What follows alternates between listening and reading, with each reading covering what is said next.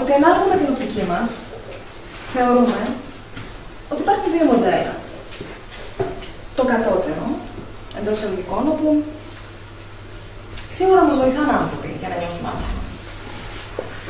Διάφορα συμβαίνουν. Αν εγώ βιώνω μια άσχημη κατάσταση και δεν νιώθω καλά με το οτιδήποτε μου συμβαίνει, μπορώ να σκεφτώ ότι φταίνει ο ίδιος μου, ίσως, γιατί αυτή το γραμμάτισα. Επίσης, μπορεί να φτάνει και οι φίλοι μου που με απέρριψαν και ίσως γι' αυτό και δεν νιώθω καλά. Ή μπορεί να φταίει ο προϊστάμενός μου στη δουλειά, να στρεσάρει, παραθέτω την ευθύνη αλλού. Σίγουρα βοηθάνε κάποιοι. Αυτό είναι αλήθεια. Μπορεί να φταίει ο σύζυγος, μπορεί να φταίει το κράτος, η τύχη.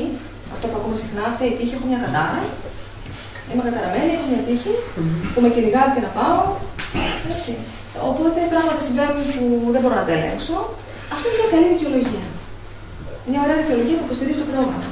Δεν νιώθω καλά, ανεξάρτητα από μένα, φταίνει οι άλλοι. Φταίνει και οι άλλοι, αλλά αυτό δεν φτιάχνει την κατάσταση.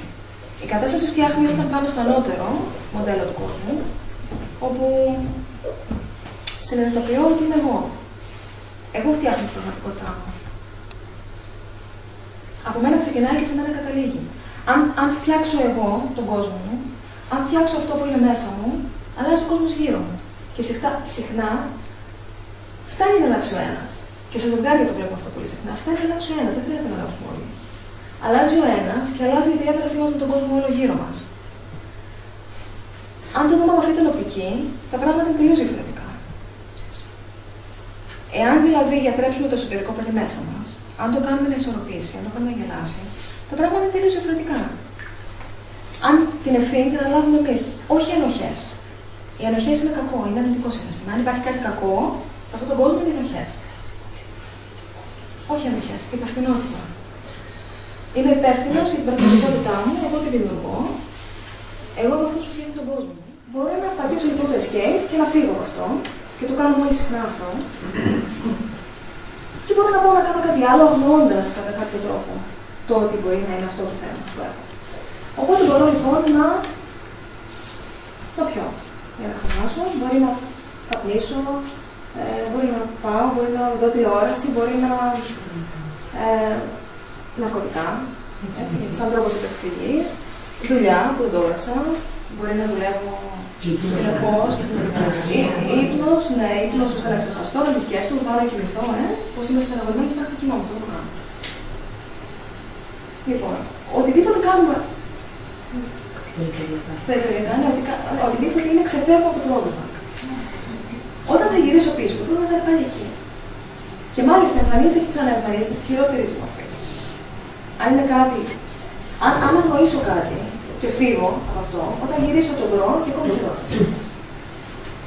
Αντί να εκφεύγουμε λοιπόν των προβλημάτων, η μοναδική λύση και ο μοναδικός τρόπος είναι να χάσουμε μέσα στο πρόβλημα και να το λύσουμε. Είναι ο μόνος τρόπος να εξαφανιστεί και να μην εμφανιστεί ποτέ ξανά. Και το ευχάριστο του παρελθόν, έχω να πω, είναι ότι έχει τελειώσει. Ότι όλα έχουν τελειώσει και ότι όλα είναι μέσα στη φαντασία μας πια. Όλα είναι δημιουργήματα του νου μας. Και στο νου μας μπορούμε να επέμβουμε. Και αυτό είναι το ευχάριστο και το νέο πια, σε αντίθεση με παλιότερα. Ότι μπορούμε να επέμβουμε στο νου μας και μπορούμε αυτές τις αναμνήσεις που πια είναι πραγματικά δημιουργήματά μας, αντί να τις συντηρούμε και αντί να υποφεύγουμε, μπορούμε να κάνουμε κάτι άλλο και να τις χειριστούμε με κάποιο τρόπο. Να πάρουμε δηλαδή εμείς τον έργο. Με αυτόν τον τρόπο να πλαισιώνουμε κιόλας και τα συστήματα απαιτήσεων. Αν δηλαδή ο μπάς μου με πλήγωσε, και εγώ πιστεύω ότι η αγάπη ίσον πληγώνω, ή εάν είχα μία μητέρα εξαρτημένη και θεωρώ ότι η αγάπη ίσον εξάρτηση, με την αναπλαισίωση αυτή, αλλάζει όλο το. Αλλάζει ο τρόπος που βλέπω τα πράγματα. Αγάπη δεν σημαίνει πια κακοποίηση. Αγάπη δεν σημαίνει πια πόνος, δεν σημαίνει θλίψη, δεν σημαίνει κλαίω. Αναπλαισιώνουμε όλες τις εμπειρίες και αναπλαισιώνουμε τα συστήματα που φύσαμε. Και όσον αφορά τις αναμνήσεις, είναι πια πολύ εύκολο να τις αλλάξουμε, αν θέλουμε. Και δεν εξαρτάται από το τι είναι. Θα μπορούσε να είναι οτιδήποτε. Από κάτι που μπορεί στα μάτια του παιδιού να ήταν τεράστιο και στα μάτια του ενήλικα να είναι τίποτα, έως κάτι, ένα βιασμό, κάτι που πολύ δυνατό στην εμπειρία. Δεν έχει σημασία το τι είναι. Σημασία έχει ότι μπορούμε εμείς να διαχειριστούμε τις εμπειρίες μας. Και αυτό γίνεται με έναν απλό τρόπο. Και τώρα, όπως το λέω, ίσως μπορούμε να σκεφτούμε όλοι μας κάποια ευχάριστη εμπειρία. Και όπως βλέπετε την εικόνα αυτή, φαντάζομαι ότι έχει χρώματα. Έτσι δεν είναι, αυτό είναι ευχάριστη εμπειρία? Είναι με χρώμα? Κάποιοι βλέπετε αστυνόμα πριν? Με χρώμα. Με χρώμα.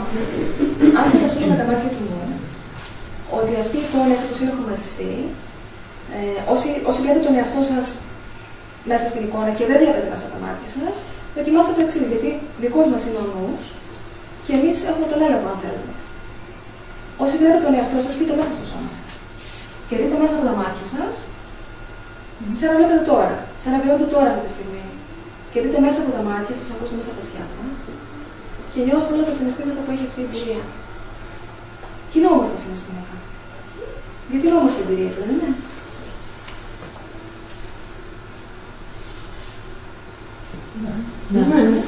Αν φανταστούμε τώρα, πάλι μπορούμε να κάνουμε το θέλουμε, γιατί είναι δικό μας ο νους, εμείς τον ελέγχουμε αν θέλουμε.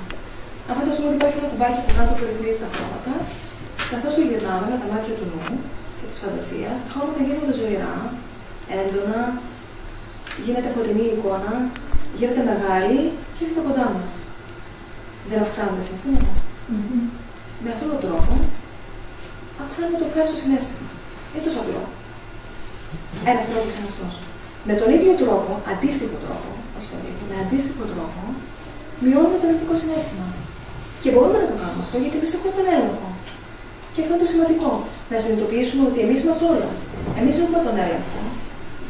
Τις ταινίες που έχουμε μέσα εδώ, ή τους ήχους που έχουμε μέσα εδώ, ή τις φωνές που έχουμε μέσα εδώ, μπορούμε εμείς να τις κάνουμε να σοπάσουμε. Με πολύ εύκολο τρόπο. Και μπορούμε εμείς να επικεντρώσουμε στο θετικό συναίσθημα. Μπορούμε να βιώνουμε τα θετικά όσο πιο έντονα θέλουμε, να επικεντρώνουμε στα θετικά και τα αρνητικά, μπορούμε πολύ εύκολα να τα κάνουμε να σταματήσουμε. Αυτό είναι ο μοναδικός τρόπος να έχουμε εμείς τον έλεγχο τη ζωή.